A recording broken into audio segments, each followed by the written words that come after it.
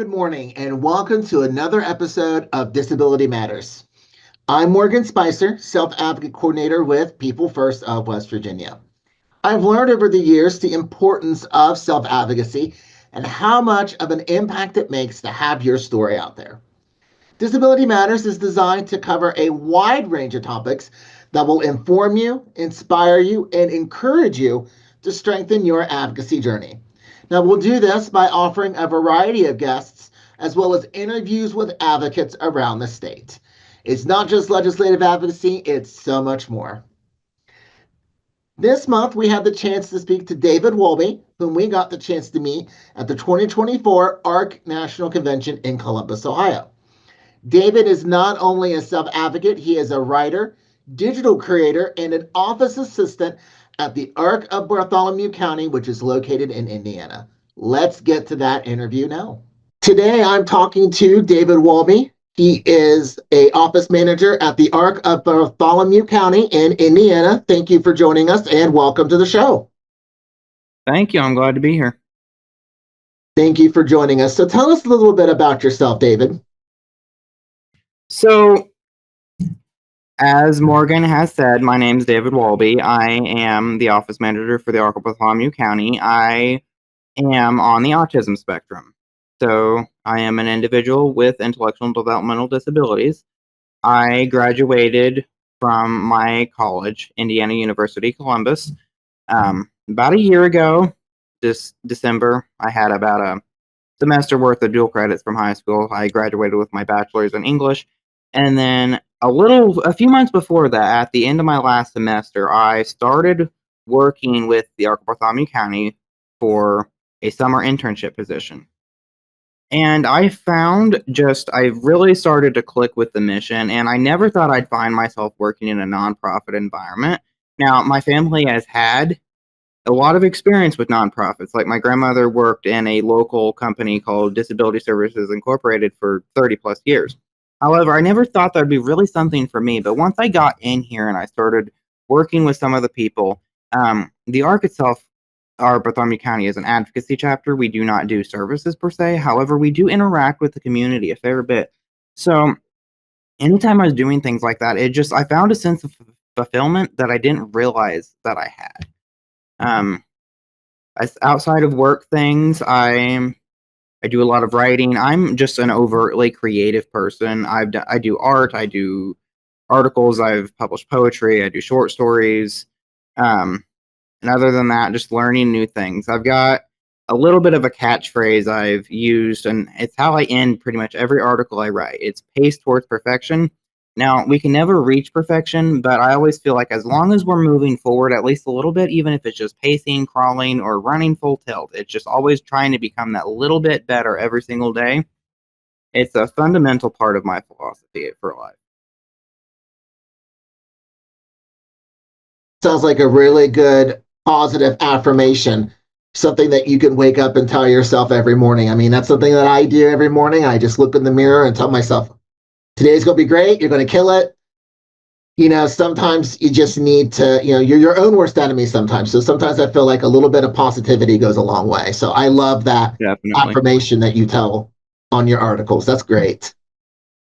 So I saw on your Facebook page that you hold the position of office manager. You just told us that. So could you please share the responsibilities and duties associated with your role? Sure, that wouldn't be a problem whatsoever. So one of the main things I do, well, I say main things, but I'm quite a bit of a jack of all trades just when it comes to type things. I guess it's almost hard to come up with primary duties because it's all almost equally important. But some of the things I do is I manage the social media pretty much entirely. I also manage the newsletter. I make changes to the website. I also do design work that's with the social media as well. Also stuff I've helped write some grants. I manage communication. So if somebody calls the phone or walks in the door, they're going to be the first person I see, which I'm actually currently at the ARC facility myself. So that's why I'm more dressed up. I always try to put the best, since I'm the first person people see, I always try to put forward the best presentation possible. So between that, I also do the mail. I log some finance stuff. Um, and then pretty much any other thing that they need, I'm kind of just the go-to. David will figure it out kind of situation. Now, my coworker Laura likes to likes to remind me that in small nonprofit, because we've got 3 employees, myself, the executive director, and then our director of development. So we all kind of have to be jacks of all trades per se, but it's I really found out that this works well for me because I'm just that kind of individual that likes doing all these types of things. So it's not really an issue for me. I enjoy having multiple ways to expand my mind and grow in doing things. That almost sums up like my position here. I am a jack of all trades myself. I'm self advocate coordinator Tuesdays and Thursdays. I'm also a fingerprint tech for what's called IDEMIA. It's a government agency that does like state and federal background checks, like for hazmat for drivers, stuff like that. So I do that Monday, Wednesdays, and Fridays. And then we used to have a cafe here on the side of our building, but we had to shut that down. So I learned how to do some cooking. I even got my food handler's card. So that was something I didn't think I could do, but actually I was pretty good at cooking stuff. So it's good to have a lot of like different knowledges, like knowing how to do accounting, knowing how to do Excel, because then you show people that you're being, that you can fit and that, you can do the jobs that are the task assigned to you. Yeah, it's always I just in human history, we kind of went from a generalist to when we developed fields and career things, because we all had to be generalists in the beginning in small tribes to be able to survive. And then we went career things, we started going more specialization, especially coming into the Industrial Revolution. But then after that, in modern times with the advent of the internet, I think we are really seeing just the rise of the generalists over time. So I predict that generalism is going to end up being people with a broader skill set are going to be harder to replace by things like um, automation and things like artificial intelligence. But that's an entirely different model entirely. I could go on a tangent about that, but I'll save you the time. And it's good to know that you're doing these because you can be relied on. And I think that's a good thing, is to know that your coworkers can trust you and that you can do what is asked of you at a moment's notice. So, what steps did you take to get this position? Is this your first job? So while it's not my first job, I would call it my first real job. So I've had a couple things like I got a almost full ride scholarship through a program called 21st Century Scholars in Indiana. And one of the things is that you had to do like job shadowing or do a position. So I had my first ever job was a temporary job at Subway. I did that for about 4 months, um, just a sophomore in high school. Fast forward a couple years, I did an internship for the BCSC, my local school corporation, while I was still in high school. After that, I picked up a couple things here and there. And during high school, actually picked up a back injury during weight. So I have a really hard time doing anything with like retail, restaurants, that kind of thing, because I can't stand that long. So I ended up having to quit a Walmart position, self checkout, after 2 weeks. I had to quit Johnny Carino's actually after, I think it was 2 days, just because they would not be accessible. And it's like they would do one thing, they allowed me a stool, but it's because if I can sit, for 5-10 minutes out of an hour, generally, I can continue going. But then they also wanted me to clean the bathroom, which I get as part of the position, but it's just that I'm because of my height, the average type of broom and whatnot, or mop, whatever that is, I have a really hard time getting down and doing things like that. So it's an office type position is really what I need. But as far as how I came across the Arc is, believe it or not, my one of my grandmother's coworkers at DSI was on Facebook, and then my mom was friends with this individual on Facebook, and she had shared the ARC's job position for a summer internship. So then my mom shared that summer internship with me. I applied, got the position, and then the plan was the individual was on maternity leave, so they were planning on coming back, but then they decided that, hey, I want to spend more time with my child, and she ended up not returning. So after that, I was offered the full position. So after that summer and fall, I ended up being offered the position of office manager. I accepted, and I have been here. I've also done some things. I was a writing tutor at my university before and for a little bit after I graduated, and I have only subbed twice, but I've picked up substitute teaching at my local school corporation. So jack of all trades for sure. Wow, that's a lot. You got a lot on your belt there. That's awesome. That's how I love to live. If I'm not doing new things, trying new things, I'm an extremely experimental person, especially when it comes to things like food. It's like I'll try anything that's safe for human consumption once, with the exceptions of extremely hot foods. I tried a habanero pepper one time, and I greatly regretted it. I think I drank about a gallon of milk that day. Yeah, I have to avoid hot food myself because of my acid reflux. So. Oh yeah, I've got an ulcer myself, so I get you there. So, what are some obstacles people with disabilities face when trying to become employed and interact in their communities? That's a really good point, Morgan. So I feel like there's a couple main things. One of the biggest hurdles, especially with people with autism, can be because autism, I've heard it described as a communications disorder. So it's just communicating their thoughts in a way that is maybe the best perceived for professional type communication is one thing. And also, I personally, whenever I'm not doing directed advocacy work anymore, I find myself having my autism being on a need to know basis. Are you able to hear me? Okay. So I've gotten to the point where I can mask well enough that people generally can't necessarily tell that I have autism. I've been told that I never would have known whenever I do tell them. But they get a certain look in their eye once they find out you're autistic, and then it's not everyone, but a lot of people they start immediately treating you differently, and that's the kind of thing that I really don't think is healthy for our society as a whole. So it's the stigmatization of people still with intellectual and developmental disabilities, I feel, is really one of the largest hurdles to people with IDD becoming employed and just inclusion in general life things.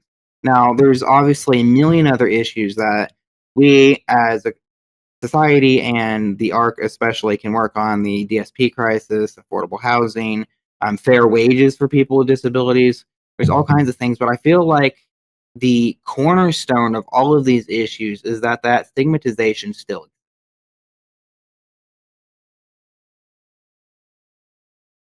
Yeah, and I think that individuals being out in the community, it's good for them because it gets them life skills. It teaches them real life situations, which is why I'm a huge believer in, individuals with disabilities, they getting jobs in their community.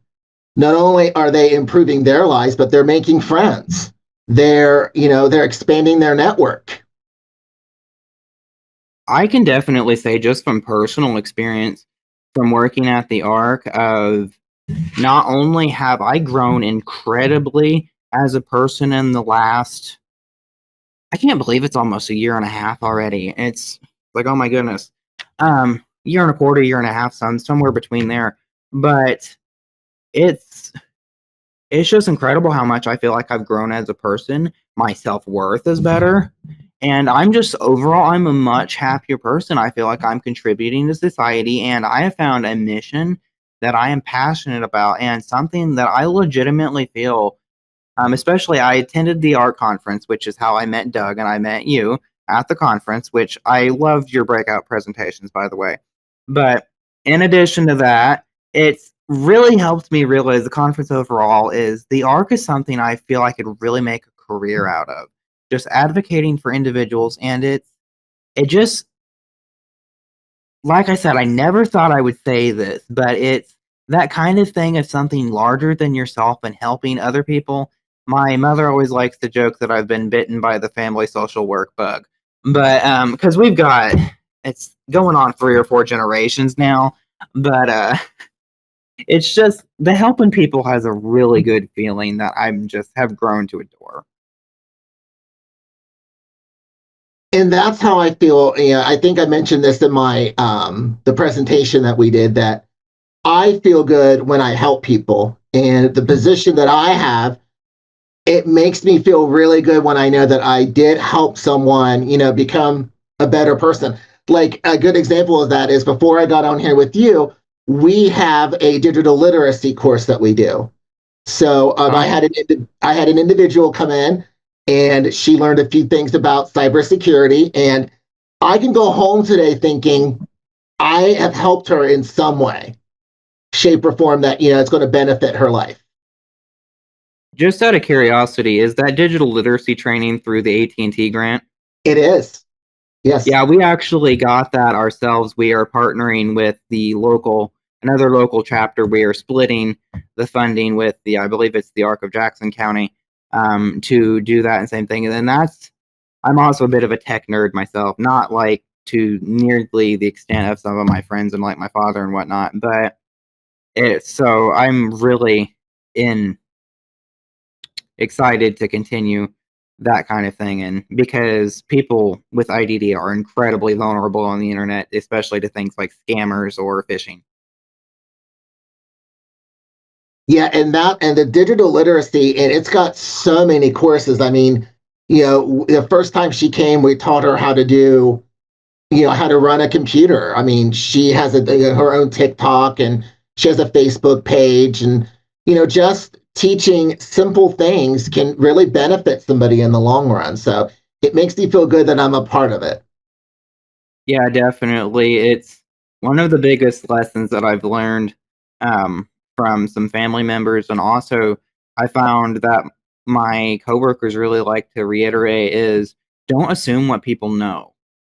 Is especially with people with developmental disabilities, they can be super advanced in one area, but maybe not as advanced in another. And it's since we all mature at different rates, and that developmental delay that can be there can really depend. Like they can be super advanced in something else, like years and years beyond what you'd expect, but then maybe they don't have the executive functioning and adult living skills (ADLs) to be able to do certain other things. So you really don't want to assume, but you also want to be careful to not treat people like infants either. So there is a balance to be struck there. Yes. See the person for who they are, not their disability. They are a person first, and their disability doesn't define them. That is something that I tell a lot of people, is why I'm so proud to be part of People First, is because you get to know these people, and their stories, and you learn that they're people just like you, but they're going through different things. And so, you see them for the person they are, and that they're struggling to get through whatever it is they're going through, but you're there to help them. And it's a good support system. Definitely. So the Arc of Bartholomew County recently had our first ever event, something called Breaking Barriers. And we had a evening benefit with that. And it was a whole system, but we had the actress Madison Tevlin. She is a actress with Down syndrome. However, one of her quotes in her keynote speech that she presented that we found really fascinating was, "My Down syndrome is the least interesting thing about me." And that, I feel like that really hits home just that key message of people first kind of thing. Mm-hmm. Yeah. So I hear that you are a digital creator. What inspired you to be a digital creator? Well, it comes down to I have a sincere passion for communication. When and just creativity in general. So I think that's ultimately the basis of it. Kind of bouncing forth. So I just started writing online is kind of how it started. I was never really a person for social media growing up. It's just not something I was really interested in. And truth be told, I'm still not really a person that likes to consume social media a whole lot. I do some of that for my job, and I understand the importance that social media marketing can play in a business, whatnot. But really, my preferred kind of thing is I love to write and writing articles and sharing ideas. And since then, I found how to breach that out into smaller bite sized pieces that can be shared with things, how to incorporate visual design into those things. So I feel like digital content creation can be a really good way to kind of just expand my core skill of writing into a network of different creative communication type things. So ultimately, my passion is more the communication piece of it and how many different ways I can combine a message to route it into a way that is perceivable for people and help them go with whatever I'm talking about. I write some things on productivity. I do writing in general, communication, some social skills type things. Have some spicy opinions about the different types of coffee. I mean, I'm pretty much I write about pretty much whatever. I try to keep things a little organized, but honestly, when you've got so many interests, that can be a little difficult sometimes. And you mentioned to me at the beginning of the show that you have what's called Substack. Yes. So, So yeah, go ahead. go Do you ahead. mind telling us what that is? So Substack is it's one of those things. The company itself calls it an I believe it's an ergonomic um, center for culture or something like that. It's this weird kind of way to put it, but it's by the main part, it's a newsletter hosting platform. So you can have articles on it. You can also host podcasts on it. You can also do images. So it's kind of like this multi-layered. You can use it for a bunch of different things. But primarily, it's free, which a lot of newsletter stuff is paid. I'm also a writer on a website called Medium. However, I've been slowly shifting away from that in favor more of Substack.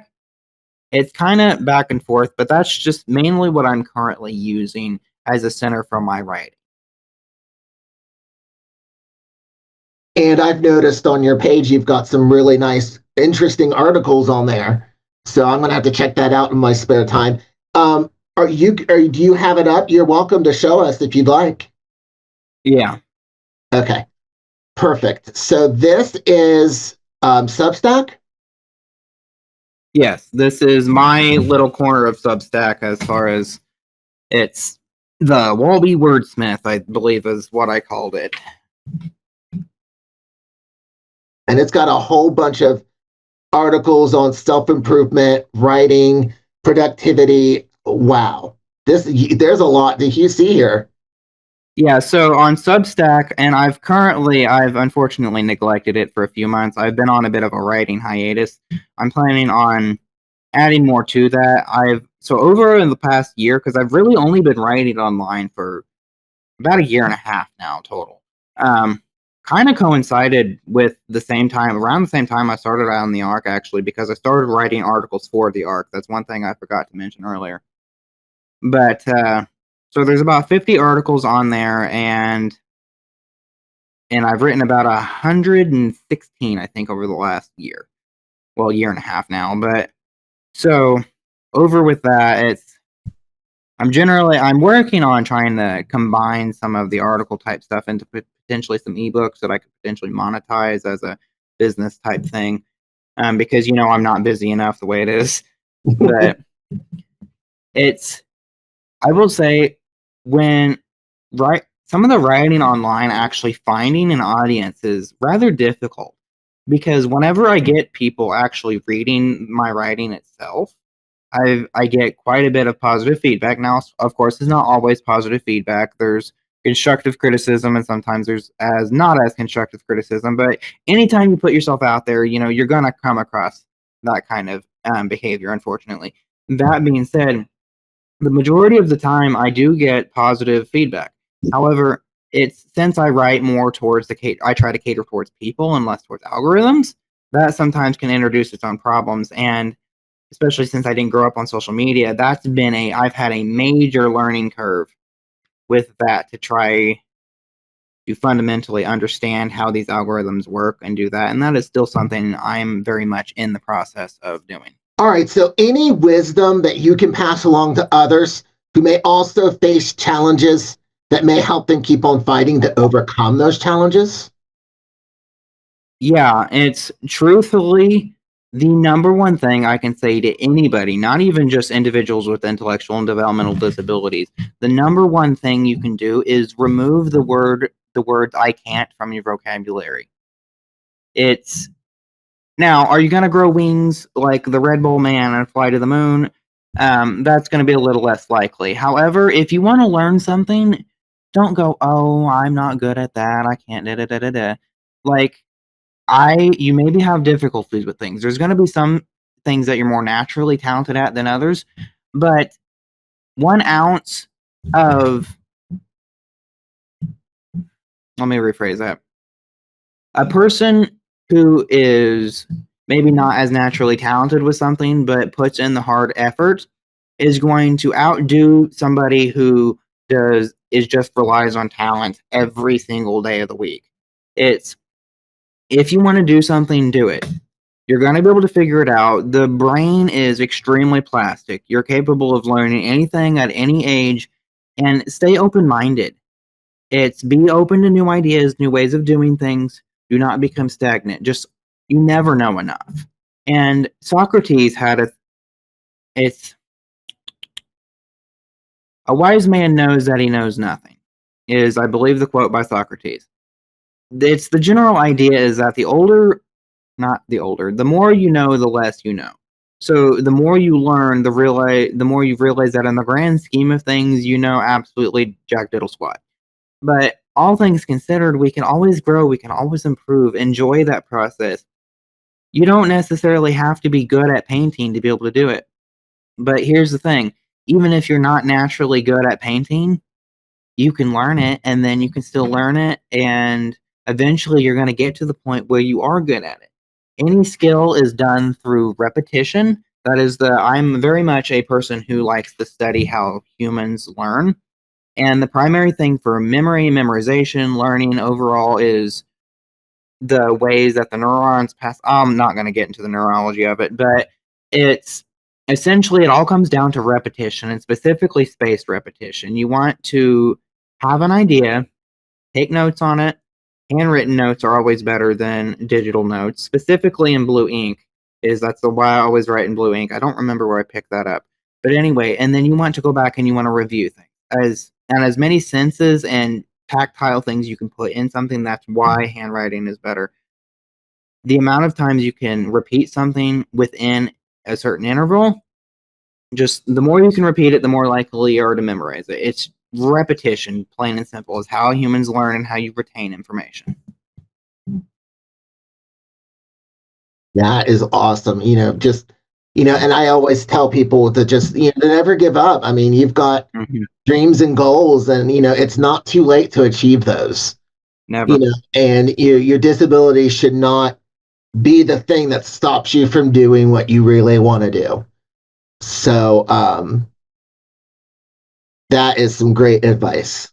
So is there anything else you would like to add? I think, Morgan, you've pretty well dissected me. But one thing I will add, just off of the last thing that you said, I think people with disabilities are uniquely equipped in order to overcome challenges, and especially when learning new things. It's difficult. It's intimidating. Learning new skills can be hard.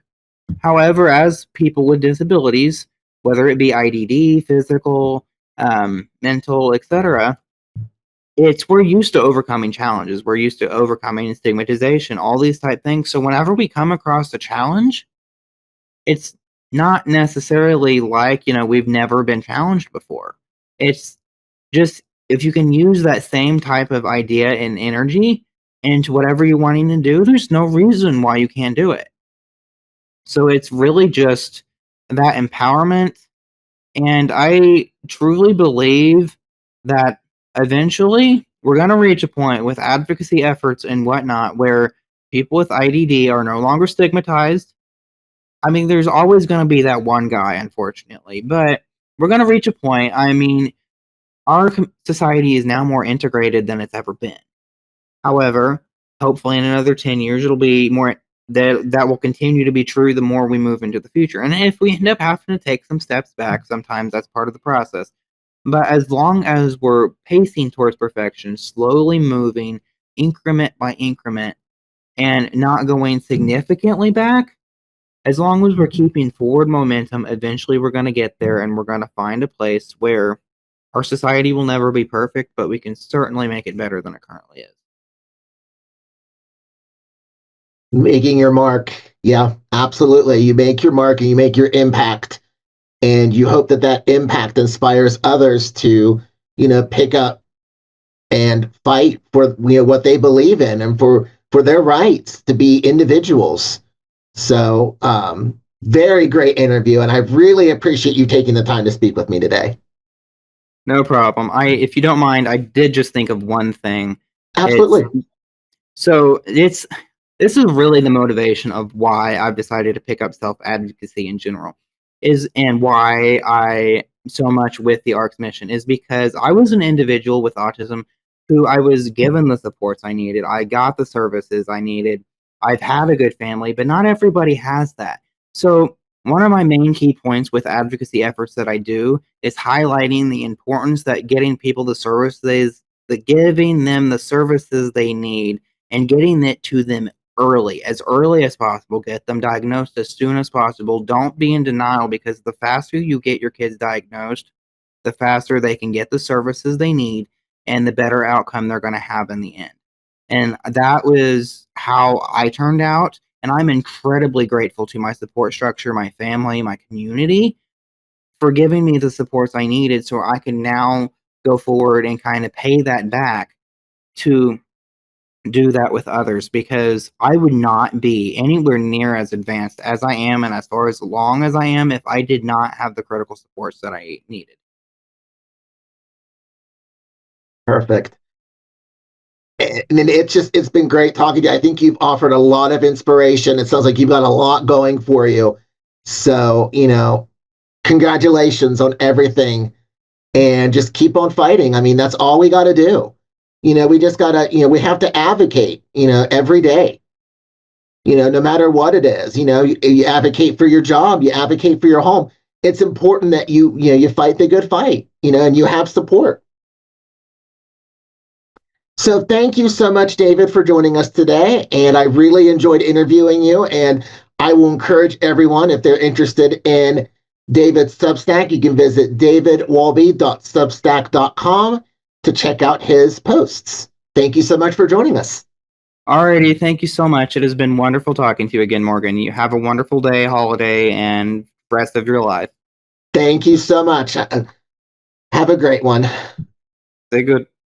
Thank you so much, David, for joining us this month.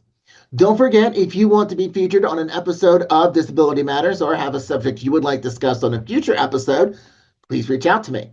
You can call me here at 304-422-3151 extension 129, or you can email me at morgan.spicer@thearcmov.org. I would love to have you on a future episode of Disability Matters.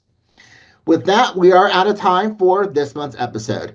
Join us next time for another episode of Disability Matters, where we are advocating, educating, and celebrating the potential within you. See you next time and have a great holiday season.